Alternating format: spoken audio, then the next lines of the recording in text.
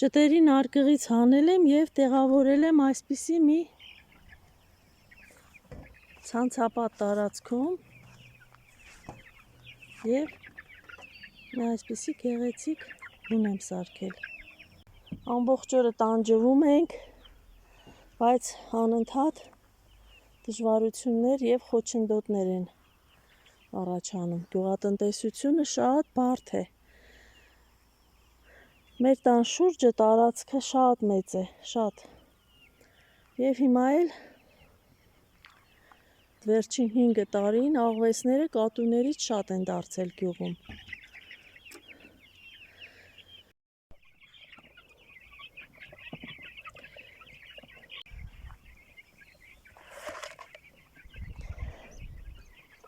Տեսնեմ եղանակը ինչպիսին կլինի, կհանեմ դուրս։ Կնստեմ մոտները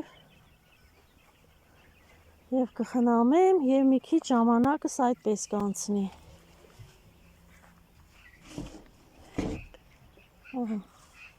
Ընկույզի ծառի տակ աթոռը դրած, սա էլ իմ դիտակետն է։ Այսպես նստած նայում եմ, մտքերիս մեջ եմ ընկնում։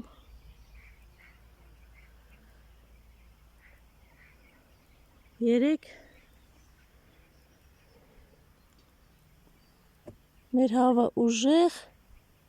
կչկչալով փախավ եկավ դեպի ինձ։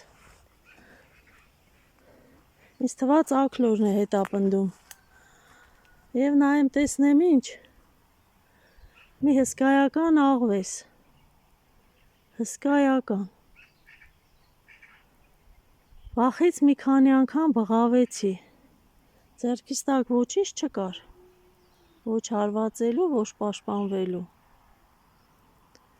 Աղվեսը հավին թողեց, հավը փախավ, բայց իրավիճակը գնահատեց, ես էլ վախից էլի բղավեցի ու փախավ։ Վերջին 10 տարվա մեջ հիշում եմ, որ աղվես կա գյուղում։ Մեկը չէ, ընտանիքներ են։ Եվ փաստորեն ամեն մեկն իր ձևով պայքարում է, ըստ երևույթին չեն կարողանում պայքարել, ինչ պիտի անեն։ Եվ այսօր արթնացել եմ, մտածում եմ ինչ անել հավերին որտեղ փակենք, էլ հնարավոր չէ բակում թողնել, որովհետև աղվեսը կամայական շրջում էր և մտածում ես 1-2, այս տարի 2 գեր աքլոր է տարել, մի 2 հատ հավ, աշունը նորից 4-5 հատ իրար հետևից տարավ և փաստորեն հուսահատեցնող է։ Սովոր են կատուները, ոչ մի բան չեն անում մեր կատուները, չեն տանում ճուտ,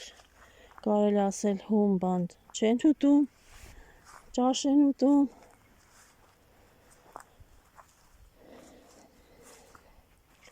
Իսկ աղվեսների դեմ ինչպես պայքարել,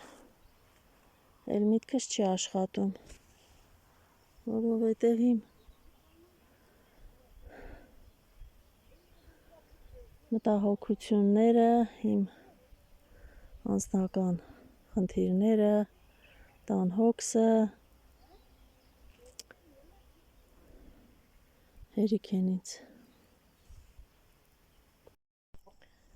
Հավերի ազատությունն այստեղ ենք սահմանափակել։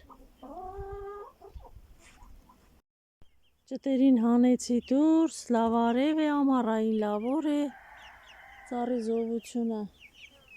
շատ լավ օգնում է։